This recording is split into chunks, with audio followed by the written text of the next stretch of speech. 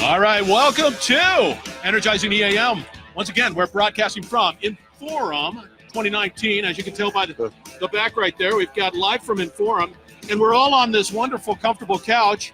We'll call it the EAM couch. For now. For now. We can maintain this couch. So. Yeah, we just take it home. So anyway, thank you very much for joining. We're going to be talking about capital allocation to productive assets on this particular podcast with our friend Bob Hersh. Nice. Nice. My old friend. My old friend, Mr. McKenzie. I was getting ready to do that hashtag thing again, man. I was going, Scott, what was that hashtag we talked about? Yeah. Thinking beyond the Bob. Let's go. Beyond the Bob. That's what I was trying to think about. So anyway, having a good conference? Yeah, very good conference. Hey, lean back because there's plenty of room back here. Oh, isn't that comfortable and relaxing? After a while, I'm just sort of sitting there going, going anywhere? It's going out right now. We're broadcasting, and in fact, you better hold. If Grant Thornton sees you out there and you're having a good time, so anyway, hey, so you're here at InforEAM. Mm-hmm. You're having a good conference because we did talk about that on the way here. Yep, very good conference. A lot of people, a lot of clients, a lot of innovative conversations going on. A lot of good ideas to take to market. I digress, man. These conferences bring together these individuals that have these just unique thought process on how to use technology to solve, problems, and I mean it's pretty wild stuff. And when I was younger, technology was not a real facilitator of solutions just because it was really tough to implement things. But today's it's different. Yeah, well, we're way out of the punch card realm. Yeah. Oh, yeah. Right? Like where you started. I too can play this game. As you flaunt your hair in front of me. but in all seriousness, to glom onto what you're saying. What's good, when we were walking over here, what we were talking about is there always going to be a need for these conferences? And we were talking about that face-to-face interaction, the kind of throwing ideas back and forth with the vendors, with your friends, with clients, with sort of the solution architects, the developers, if you will. All of that is a good dynamic that doesn't happen virtually over Facebook. You've got to be eye to eye, face to face, hashing this stuff out. A little cocktail might help as well for the creative here process. In New Orleans, as we're in InforEAM 2019, a Sazerac or two. But that sort of personal bonding, the interaction, the ideas, the brainstorming this is all what this event is all about. And I love it. And one of the things is that what I see specifically here at InforEAM is how you can leverage technology to make your business and make your company better. That's one. Two. But we're going to talk about how do you – so one of the things that I'm always struggling with is like, okay, I've got this money, and then I got these assets, and then how do I deploy that capital to these assets? And that's what we're about. And that's what we're all about. So what happens is – because, just let me interrupt. Yeah. If I deploy it incorrectly, Bob, I'm coming after you. And that's – I'm upset. I'll take on that challenge. Okay, there you go. So what we're finding in the marketplace, so you look at Infor's EAM capability, technical capability. What we're finding with our clients is that maintenance kind of view of the world is at a shop floor level. It's an operation level. And there's a lot of data, a lot of knowledge, a lot of things being accumulated through the EAM infrastructure that really doesn't get to the boardroom level or the C-suite, the operating unit level to make valid decisions. Because all I'm concerned about is my quarterly bottom line value and hitting my financial targets. But the people in the trenches, the floor, they look at the world differently. They look at I've got a piece of equipment. I need to keep it running. That's my sole purpose for keeping my job and staying productive. That's right. So what we're after right now is taking all that data that's being developed on the shop floor, running analytics in the cloud, and coming up with actionable things that the CFO, COO, plant manager can use, that are actionable that they can use coming off of that data to move the needle on what we're saying are the three primary financial statements. So if we're not affecting the statement of cash flow, the P&L, or the balance sheet, let's not do it. Let's be very focused on how we're affecting our capital allocation to the shop floor, to productive assets, so it's moving the needle on one of the three primary financial statements. Now, are you getting buy-in from the executive? I mean, this is sort of an interesting conversation. Yeah, so this is the coolest thing. So what we have found, I've vetted this concept out with a number of CFOs and plant manager COO types. And at a couple of our clients, we actually have the CFO and the COO together in the room. And we started talking about these concepts. And it was like the first time, even though these people had been working together for 20 years, it was the first time that they were talking the same language. And they're both saying yes. And it was like, you know, patting each other on the back and talking about how they were going to move their business forward in their individual plant with the common view of the world. It was the coolest thing, one of the coolest things I've ever experienced. Isn't that just amazing? Where you had to, that had to happen. Yeah, that just blows me away. But I think it's a testament to, you know, the Infor technology, what we're able to do technology-wise, right? We were able to sort of blur the lines between the different disciplines and have the value-added conversation at a very senior level, very strategic level, based on what's going on the shop floor. See, but you have to have that data. You have to have that information on the shop floor and be able to communicate it in terms that they understand. Yeah, and so let's talk about that a little bit. Okay, so what the other sort of traditional view of an asset is sort of just the functional data and the maintenance data, the functional data coming off of that or around, you know, surrounding that piece of equipment or that asset. What our view is that's only one piece of it. You have to look at the warranty data. The financial data, the tax treatment around that data, just the general sort of asset registry information around that data, and bring that all together. And what we are finding and what we're taking to market is you can pull data from all these disparate sources, not just the EAM, but the ERP, the warranty system, the fixed asset system, the tax system, even spreadsheets, if that's where it exists. You can pull that all into a data lake, into the cloud, run the analytics, and come up with very insightful, you know, conclusions, actionable for the client. I mean, what you're talking about is something that, I mean, it does take some intellectual capital to do it, but technically you can pull it all together to get a clear picture. Is down to that single asset level? So it's not just the single asset. The single asset and the life cycle around a piece of equipment or that asset is the building block. Right. And so if you think about what we're talking about, disparate data sources coming into a data lake. Yeah. What also is missing in those things is sort of the portfolio view. So if you look at like the way you manage, you know, because you've got a very large stock portfolio that you manage on a daily basis. I do, because I am that type of information guy. You've been monetized. So if you look at how you manage, like you look at your portfolio of stocks, right? You're managing, you're allocating your capital based on a risk profile or where you think the returns are coming from, not only on a particular stock, but over that stock over time with some, you know, industry input, some specific company input, right?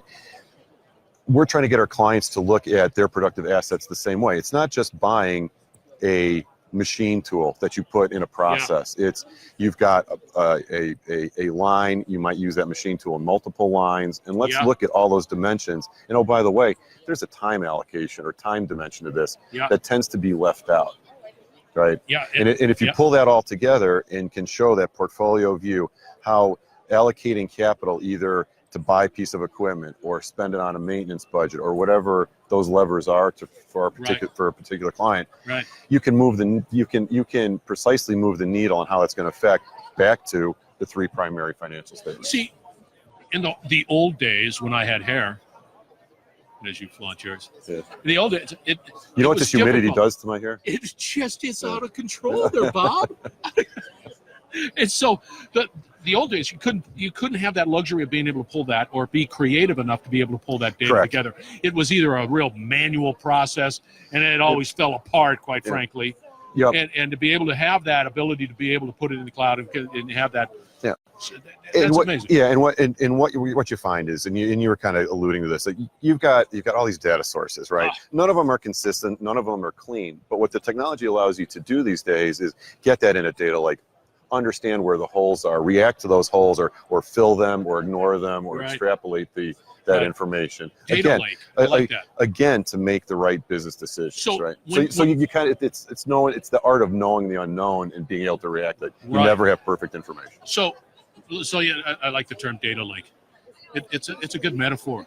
All I see a bunch of numbers in the lake, but it is what it is. Here's the deal. Not every industry is the same. So you start pulling all this data together. That manufacturing company is different than that and so it's a really sort of a boutique sort of a view of each one, but it's still. So so it'll vary industry to industry, yes. right? Or even client to client. Yes. But the way you stratify that is not by the industry itself, it's by the asset classes that are important to that particular inventory. Yes. Or in particular industry. Yes. And it usually comes down to a couple of like what we call key assets, right? So in an entire production line, there might be just like one pump that if you manage the, it's an asset prioritization type of approach. Exactly, right. Like that might be a very big, expensive pump over there, but this little one is the one that if it fails, it's a single point of failure that you've got to worry about. That whole revenue stream. So if you take that asset registry, asset class, in the analysis that we go through actually helps identify those critical asset classes. And can make those very unique to our clients and provide that unique insight based on their strategic advantage, how you allocate capital, again, to maximize, move the needle on the three primary financials. And those three again, please reiterate the three primary components. And I'm not an accountant. It's cash flow. Yeah, cash flow. Profit and loss. Quite frankly, cash flow is. Yeah, cash flow, profit and loss in the balance sheet. Yeah. You're not an accountant? I am not an accountant. But you did stay at a. But I do work for an accountant. Yeah, I'm not gonna do this. Yeah. So, but let's say I call you in, Bob. You got this great, extensive knowledge about how to do what we're talking about, allocating capital to those assets properly. You always have to come back. I mean, those assets evolve, change. Do you go back and say, okay, that used to be important, but now this one's important? No. So over time, we start with a sort of I don't want to call it a diagnosis. We go in and start with sort of an asset analysis and figure out what those key components are. But over time, given the IoT type of technology, you can start building a database around those assets and see where the patterns change. So it's not a monitoring thing from minute to minute or moment to moment. No. It's usually what you're looking for is the function change or the change in the curve, not the variability day to day. So the life cycle of this is you start with this asset analysis, figure out what you're doing, and over time you're going to be able to accumulate through IoT technology all the data you need to continue and become more sophisticated around that analysis, around that capital allocation, and again, around moving the performance on the here's side. A challenge, and I hear what you're saying. I would imagine, correct me if I'm wrong, so I go through that analysis and I optimize my capital utilization to that assets and everything's like, wow, this is fantastic, and I'm achieving those three components or a various percentage of those components in a positive way. Mm-hmm. You know that right off the bat, the greatest value is going to be at the very beginning of that and saying, okay, look at that, man, cash flow. We've tweaked this and do this. Yeah. No, you're wrong. You're partially right because you're never wrong. You're partially right. That's right. I was just going to say, come on, be tender with me. But you see where I'm going with that. No, because if you take this portfolio view, right, you're always looking to maximize the return, but things change over time. Yes. Right. And so if we do this the right way, what we do is provide the tools to make investment decisions going forward. So as I have a product that's sort of going up to, may say it's reaching the end of its S curve. Yes, right? Yes. Right. I need to figure out how I innovate and get that next product onto the next S curve and keep that going. What we do around assets can help manage that process. So we're dealing with one client that is running a relatively old plant, and they've got a product that's getting close to the end of its life cycle. Yeah. It's going to be going on for a while, but that company needs to understand or figure out how they get more product into this particular plant. Yes. Right? And they can use the analysis going on around the asset maintenance of the current production capability and the cash flow being thrown off of that production capability, and use that cash flow as like a cash cow into the new production capability, if that makes sense. Right. Yeah. So you look at your asset portfolio, you see what's throwing off cash, but you can look at those things as whether they're cash cows or they're future product, and go through the classical analysis of it's cash cow. We can use that cash to fund the new innovation of our business. Yeah, and what you're doing is you're laying that foundation to be able to have those tactical and strategic decisions, because you've done the heavy lifting in the beginning. You've created the culture that you're managing, and you're doing it. Now all of a sudden it just becomes an extension of anything your legacy, and you keep on going and going and going. And I mentioned, like, you'll have holes in the data when you first start, but as you get more sophisticated, you're going to build the model of how you want to look at the business and continually refine and build it. And I think that's a big source of competitive advantage if you start getting that right ahead of your competition. Yeah, and I would imagine, just like you said, that then that data becomes more, one, valuable, but two, less questionable. It's like, yeah, I know that data, I get it.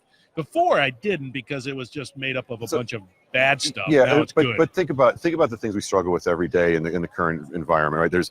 You're always struggling with the quality and of master data, right? Yeah. You're always struggling with a bunch of spreadsheets so there's no one source of the truth. Yeah. If you start baking in sort of the fundamental business process in this concept of the data lake, in the analysis, everybody's operating off of the same analysis, the same set of data. So that's just sort of an implied benefit that if we do this right, you kind of lock in, you lock in the culture and lock in the benefits and the constant improvement. And you got to do it. I mean, you just got to do it. I mean, you listeners out there who are in the manufacturing or any heavy asset-centric type of business, you just do it. You're going to do it, or your competition's going to do it, and you're not going to be competitive. It just is what it is. It's And by the way, I just got to say hello to Melissa. Thank you very much for watching, Melissa Galata. She's watching you. Excellent. And she's saying, hey, thank you. Your hair is incredible. And no, she's not. I can't see that far away because I'm old. The humidity. The humidity. His hair is out of control. So, nonetheless, I see where you're going with that. Are you getting some? And I mean, it does help that you have Infor EAM as a platform to be able to do that and to be able to say, okay, we got it. At least we have a platform that definitely can. Oh no, there are two critical pieces to this. It's Infor EAM, right, to handle all the base, all the base asset registry, all the base functionality as a repository for that functionality. And then on top of that, we're using Burst as the analytics engine and the analytics tool. Hey, so we are using the Infor stack to do this. That's right. And I haven't even had a conversation about Burst, which is a pretty cool name. It's a neat name. Yeah, absolutely. Okay, yeah. It is what it is. I'm not a marketing guy. I just use the technology. You said you're not an accounting guy. You're not a marketing guy. I just do podcasts. The guy's name's Scott. Yeah, here he is. We're thinking outside the box. That's right. Hashtag. Don't even explain that one. No, I won't. Nonetheless, hey, are you very active out there? Am I very active out there? Yes. And LinkedIn. I would say I'm moderately active, not hugely active. You're not selling yourself here, Bob. I mean, this is an opportunity to put it into the podcast, because I'm a guy. You had me at asset capitalization and deploying capital to my heavy asset centric business, and I want to get a hold of you. What's the best way to get a hold of you? Well, so I am on LinkedIn, so you can get me on LinkedIn. Okay.